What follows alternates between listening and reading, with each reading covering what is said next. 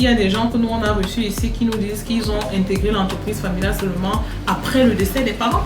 C'est-à-dire qu'ils ont grandi à côté de ça, c'est-à-dire leur éducation était vraiment parallèle au développement de l'entreprise.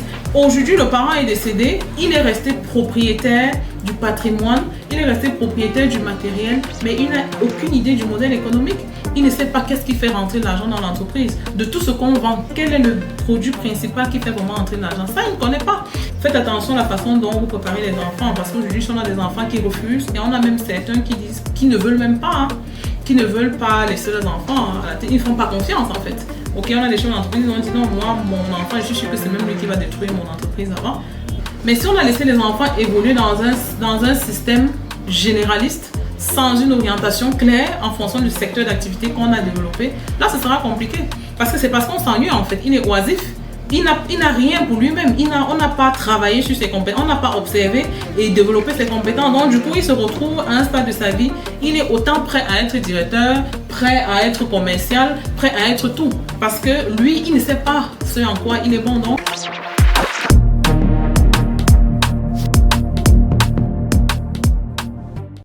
dans vos différents services, vous préparez les entreprises familiales à assurer leur succession. Quelles sont les astuces simples? En Afrique, la question de la succession, c'est un grand débat. Parce qu'il est courant chez nous de voir comme ça qu'à chaque fois qu'un chef d'entreprise se retire, quelle que soit la raison, quelques temps après, on entend que la structure a fermé. Et ce qui est vraiment dommage. Donc ça, c'est ce qui nous a motivés à proposer ces services-là, aider les entreprises familiales à assurer le relais après que le fondateur soit indisposé à continuer. Donc aujourd'hui, on va partager avec vous quelques astuces simples pour aider comme ça ces chefs d'entreprise-là à augmenter les chances de faire durer leur entreprise même après eux. Alors déjà, ce qu'il faut savoir, c'est que la pérennité d'une entreprise se prépare dès la création. Ok, c'est ça qui fait un peu la particularité de nos services. Parce que tous ceux qui viennent chez nous pour créer l'entreprise, dans les modèles d'affaires que nous mettons en place, nous nous rassurons toujours que ces modèles-là sont transmissibles. Okay? Parce que tout ce qui n'a pas été conçu pour être transmis sera difficilement transmissible. Donc, du coup, comme ça, aux chefs d'entreprise qui sont en activité, qui ont eu la chance comme ça, aujourd'hui de pouvoir mettre sur pied, dénicher un secteur qui marche très bien, il est important pour eux aujourd'hui de se dire, je dois préparer ma relève. Je dois préparer quelqu'un qui va me remplacer. Si jamais je suis malade pour longtemps, il faudrait que quelqu'un puisse continuer à gérer l'entreprise, que l'entreprise ne tombe pas avec ma maladie, que mes enfants ne se retrouvent pas affamés du jour au lendemain parce que je n'ai pas pu être aux commandes de l'entreprise. Donc, déjà, premièrement, ce que nous on dit à ces chefs d'entreprise là, c'est assez difficile, c'est vrai, de pouvoir laisser son siège, surtout quand on est en Afrique, parce qu'effectivement, on a un environnement où le chef d'entreprise est vraiment vu comme un vrai chef. Ok, mais ce qu'il faut savoir, c'est que pour faciliter cette décision-là, pour faciliter ce geste-là sur la durée, c'est vraiment habituellement au quotidien de déjà commencer par prendre les vacances. Il y a beaucoup de chefs d'entreprise qui ne prennent pas les vacances. Depuis le jour où ils ont commencé leur activité, 20 ans, 30 ans, ils sont assis sur le même siège. Ils sont très occupés à travailler non-stop. C'est vraiment d'installer déjà cette habitude, d'avoir le courage de temps en temps de prendre les vacances, quitter son entreprise et observer à distance ce qui se passe. Okay? Quand on prend les vacances, ça veut dire que le personnel est informé qu'on ne sera pas là. On peut aussi décider comme ça, de façon imprévue, de ne pas être là pendant 2 jours. Et on voit comment ça se passe. Parce que là, c'est seulement comme ça qu'on aura le courage au quotidien de transmettre le savoir à ceux qui sont là. Parce qu'on s'est dit, il faut que le jour où je ne suis pas là, parce que quand on disparaît une semaine et que là où on est allé pour les vacances, on n'aura pas la paix. Parce qu'on va t'appeler tout le temps pour te poser toutes les questions. C'est là que ça te fait prendre conscience du fait qu'en fait, ce n'est pas une entreprise que tu as créée, c'est une prison dorée. Parce que même les vacances, tu arrives même à te débarrasser physiquement, mais tu n'arrives pas à te reposer en fait. Donc ça c'est, quand tu arrives à prendre les vacances sans qu'on t'appelle, ça veut dire que tu es en train de réussir ton challenge en fait. Parce qu'être leader, c'est là de pouvoir transférer, là de pouvoir préparer son remplaçant. Ok, donc en le faisant, on va vite prendre conscience de ce qu'on n'a pas bien fait. Et quand on revient, on commence à mettre en place des outils comme ça qui vont faire que progressivement, on se détache. Et en plus, si on a des enfants et qu'on se dit, bon, moi plus tard, j'aimerais que mon enfant reprenne l'entreprise, ça veut dire que il faut impérativement, même que dans la façon d'éduquer l'enfant, qu'on tienne compte de cela. Ok, on n'éduque pas un futur entrepreneur comme on éduque quelqu'un qui sera peut-être professeur au lycée. Ok. Parce qu'on a des chefs d'entreprise quand même comme ça, hein. Quand on leur reproche ça, ils nous disent que non, les enfants ne veulent pas reprendre. Moi, je l'ai connu, j'ai reçu un client qui disait, lui, il a 78 ans aujourd'hui, il a 2 entreprises créées qui fonctionnent très bien, mais il n'a personne pour reprendre. Pourtant, il a des enfants, en fait. Donc là, ça vient questionner, mais qu'est-ce qui s'est passé? Comment, hein? Et lui, même, il a repris ça de son père. Pourquoi lui, il a pu reprendre et son enfant ne veut pas reprendre, les enfants ne veulent pas reprendre? Donc là, ça vient questionner la façon dont on a éduqué les enfants, parce que ce qu'on remarque en Afrique, c'est quoi? Nos chefs d'entreprise, pour eux, la réussite, c'est que quand j'ai l'argent, je dois envoyer mon enfant étudier en euros. En fait, pour eux, déjà, la façon dont ils définissent leur entreprise, c'est un petit truc. Ils ne voient pas ça comme un potentiel de croissance. Donc, il faut se dire, si un enfant se retrouve à rejeter l'entreprise, c'est la façon dont on a parlé de l'entreprise. Il y a des parents que quand ils rentrent, en général, ils ne parlent que du négatif de l'entreprise. Ils ne parlent que du stress qu'ils ont au quotidien dans l'entreprise, des clients qui ne veulent pas payer, des employés qui sont irrespectueux. Donc, en gros, le quotidien de l'enfant, à chaque fois qu'il entend parler de l'entreprise, ce n'est que du négatif en fait. On est là comme ça inconsciemment en train de préparer cet enfant à rejeter cette entreprise, à ne jamais accepter de prendre le siège, puisqu'il n'y a rien de bon dans ça. Et ça, ils le font de façon inconsciente. Une fois de plus, arrivé dans nos cultures, on ne parle pas de ce qui marche. On parle plus facilement des difficultés. Donc, aujourd'hui, de revoir le narratif, quand ils parlent d'entreprise en famille, c'est vraiment trouver les moyens. Oui, hier, effectivement, on a des clients qui n'ont pas payé. Mais aujourd'hui, le lendemain, si le client a payé, de venir dire à l'enfant, finalement, le client dont je vous parlais est venu régler sa facture. OK? Ça aussi, c'est le retour, en fait. Que ça ne reste pas dans la tête de l'enfant que le client n'a pas payé, de se dire finalement le client est venu régler. Et en général, ce qu'on aura comme retour, c'est les enfants qui vont demander, mais tu as fait comment? Parce que quand on a raconté à l'enfant comment je cours derrière un client depuis 2 mois, il ne me paye pas, le jour où on annonce à l'enfant que le client a finalement payé, les enfants, il est curieux de savoir, mais comment tu as fait finalement? Et là, contrairement à certains parents qui ont tendance à dire non, laisse ça, c'est des choses compliquées pour toi, tu ne peux pas comprendre. Non, non, non. Si un enfant pose une question, ça veut dire qu'il est suffisamment prêt pour accepter la réponse. Expliquer. Ne pas se dire que c'est des enfants qui comprennent rien. Non, ils comprennent. Expliquer, même s'il faut trouver des termes simples. Voilà, j'ai juste insisté, j'ai persisté, finalement ça arrive. Quand ils finissent par payer. En fait, l'enfant, on est en train de le former inconsciemment. Il apprend, il comprend, voilà les réalités de l'entrepreneuriat. Ça, c'est un exemple. On a des parents comme ça qui ne font pas beaucoup d'assises avec la famille. Donc ça, c'est recommandé. Nous, on recommande aux chefs d'entreprise, prenez l'habitude de manger à table. Oui, prenez l'habitude de manger à table. On ne doit pas faire semblant parce que c'est autour des repas qu'on est détendu, on peut parler de tout. Ok, autour des repas, on va parler du fonctionnement de l'entreprise, on va parler des projets communs des enfants. Donc là, on est en train de les éduquer non seulement à s'habituer à parler de l'entreprise, mais à avoir même des bonnes manières. C'est important. On les prépare à des postes de responsabilité. C'est à ça aussi qu'un entrepreneur est appelé. Ok? Si un entrepreneur envisage grand, on est en train de construire une structure qui va devenir grand, qui rêve d'un partenariat avec une grosse entreprise étrangère, mais il faut le comportement qui va avec. Ça va de soi en fait. De se dire, manger à table, c'est pas une histoire de riche. C'est vraiment une posture pour développer des bonnes manières, ok? On sera appelé à aller dans des restaurants pour parler affaires avec des clients. Ça se fait couramment.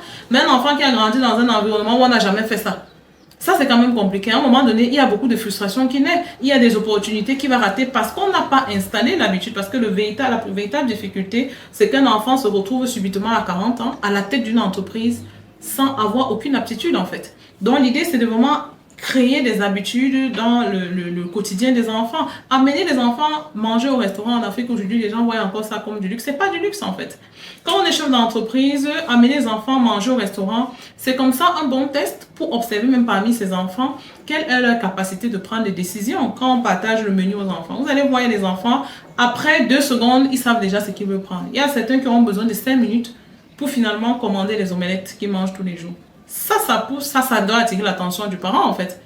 Donc, et là, on est en train d'entraîner le muscle des décisions des enfants. Parce que être entrepreneur, c'est prendre des décisions rapides au quotidien. Peu importe l'issue, il faut prendre une décision rapidement. Donc, de se dire, là, on observe, on se dit, voilà, tel a telle habilité. Ok, lui, il a tendance il prend les décisions rapidement, quitte à ce que le plan ne lui plaise pas après, mais il a ce truc-là de savoir prendre des décisions. Là, maintenant, on va l'apprendre à prendre des bonnes décisions. Okay? Il y a un là qui traîne beaucoup parce qu'il a peur de faire l'erreur. En fait, ça, c'est le type d'entrepreneur qui résiste à l'innovation, qui résiste à essayer de nouvelles stratégies parce qu'on a peur de faire l'erreur. Donc, il faut savoir faire cette lecture-là parce qu'on prépare des gens à reprendre l'entreprise. Donc, il y a comme ça des gestes au quotidien clairement qui prépare les enfants sans effort en fait. Parce que ça, on utilise comme ça les gestes naturels pour finalement préparer les enfants à reprendre l'entreprise plus tard. Et même pour le chef d'entreprise, ce qu'il faut savoir, c'est que c'est une chose qui faciliterait, c'est d'avoir un plan de succession, d'avoir une philosophie d'entreprise qui est assez claire. Parce que quand c'est assez clair,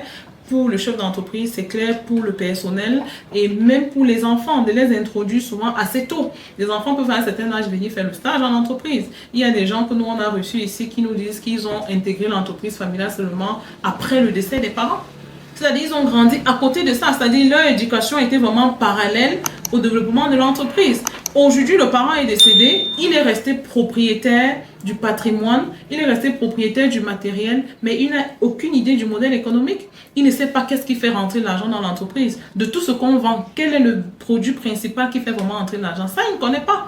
Il ne sait pas négocier. Quelles sont les marges qu'on devrait avoir? Il ne sait pas où va l'argent de l'entreprise. Comment mettre fin à ces dépenses quotidiennes qui absorbent tout le bénéfice du quotidien. Donc finalement, on a un parent qui a transmis tout, sauf le modèle économique, sauf la clé du succès.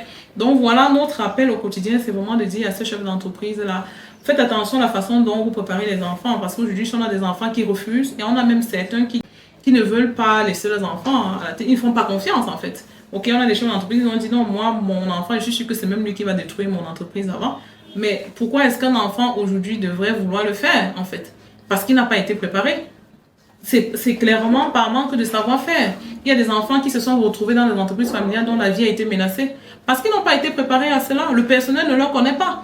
Mais si l'enfant a grandi dans un environnement, très tôt il est introduit, il se familiarise déjà avec le personnel très tôt. Ça veut dire que c'est clair pour tout le monde que il y a de fortes chances que celui-ci soit à la tête de l'entreprise plus tard. Ok, l'intelligence relationnelle dont on parlait. Ça, on doit inculquer ça aux enfants. Nous sommes en Afrique, de se dire, quand tu es à la tête d'une entreprise, on doit toujours consulter les anciens. Ça, c'est important parce qu'un enfant qui arrive, il y a toujours des anciens dans l'entreprise qui ont été là depuis le parent. Ok, d'avoir cette intelligence de se dire, il faut souvent consulter parce qu'ils ont un regard que toi tu n'as pas. Parce qu'en même temps, il faut avoir une certaine maturité que parfois au moment de la prise de service, les enfants n'ont pas encore. Mais si on n'a pas développé leur intelligence relationnelle, ce sera quand même assez difficile. Donc, en tout cas, le sujet est tellement vaste. On va essayer comme ça dès que possible, de donner les outils aux entrepreneurs africains pour vraiment préserver le peu d'entreprises florissantes que nous avons. Mais peut-être pour avoir une autre réflexion, la plupart du temps, quand on parle de succession dans le cadre d'une entreprise familiale, lorsque le chef d'entreprise ou alors le papa a choisi le potentiel successeur, qu'est-ce qui justifie la plupart du temps qu'il y a des guerres en interne? Parce que tous les enfants estiment être prédisposés à manager la structure. Quel est le narratif que le père doit tenir à tous ses enfants pour garder la cohésion familiale? Alors oui, clairement, ça rentre toujours dans l'échec de la préparation en fait. C'est-à-dire que les enfants se retrouvent en train de se bagarrer. C'est vrai que ça c'est très courant aussi, surtout dans les familles polygames. En Afrique, on a beaucoup de chefs d'entreprise qui sont polygames, qui ont plusieurs épouses avec plusieurs enfants. Là, c'est souvent très compliqué parce qu'il suffit qu'on ait choisi l'enfant de la première femme pour que ça commence à créer des problèmes. Mais en général, c'est toujours une question de préparation en amont en fait. C'est de se dire, on ne prépare pas quelqu'un en secret. C'est un plan, c'est-à-dire la préparation, à la base, on prépare tout le monde en fait. On prépare tout le monde parce que chaque enfant doit pouvoir être un potentiel remplaçant.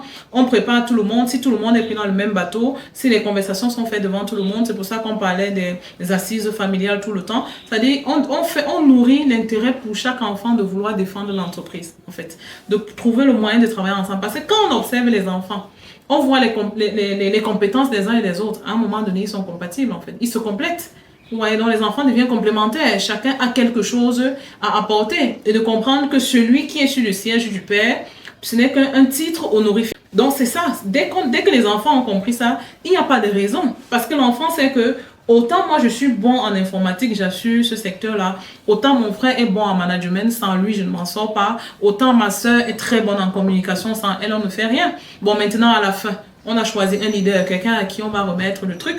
C'est la parole du père, ça se respecte. Ça, c'est une méthode que les Russes utilisent beaucoup, la loyauté familiale en fait. D'éduquer les enfants déjà avec une certaine loyauté familiale. Ok, cette volonté de défendre la famille, de protéger le nom de famille. En général, quand on a réussi à inculquer ça aux enfants tôt, de minces chances. C'est vrai qu'entre humains, il y a toujours des choses qui peuvent arriver, mais les chances sont quand même minces. Ça fait que même en cas de conflit, c'est des enfants qu'on peut ramener facilement. C'est-à-dire qu'on trouve, parce qu'il y a d'abord une graine qui a été sémée. Il y a la parole du père qui est encore dans la tête pendant toutes ces années. Il y a le récit du père qui a été là. Il y a des bonnes... Et puis les enfants ont vu. C'est pas sorcier. Ils ont grandi dans ça. Ils ont évolué. Et puis, on les apprend aussi à prendre conscience de leurs compétences. Parce que quand on a pris conscience de ses compétences, on ne peut pas en vouloir à son frère pour une autre compétence qu'il développe. Parce que si on a pris conscience et qu'on a appris à l'enfant à tirer le maximum de son savoir-faire, il est tellement concentré, tellement épanoui à le faire qu'il ne va même pas envier le poste de son frère. Mais si on a laissé les enfants évoluer dans un système généraliste, sans une orientation claire en fonction du secteur d'activité qu'on a développé, là, ce sera compliqué. Parce que c'est parce qu'on s'ennuie, en fait. Il est oisif. Il n'a rien pour lui-même.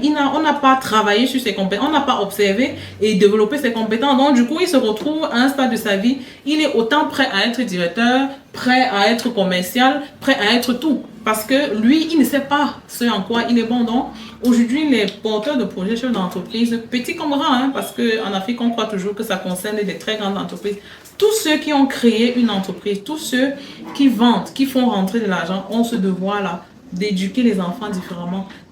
C'est vrai, on va se dire, mais qu'est-ce qui se passe de ceux qui n'ont pas eu d'enfants? En Afrique, on est parents même sans avoir des enfants. On a toujours les enfants d'un frère, d'une soeur qu'on a éduqués. Le véritable problème, c'est pas son sang. Le problème, c'est quelqu'un qu'on a soi-même moulé.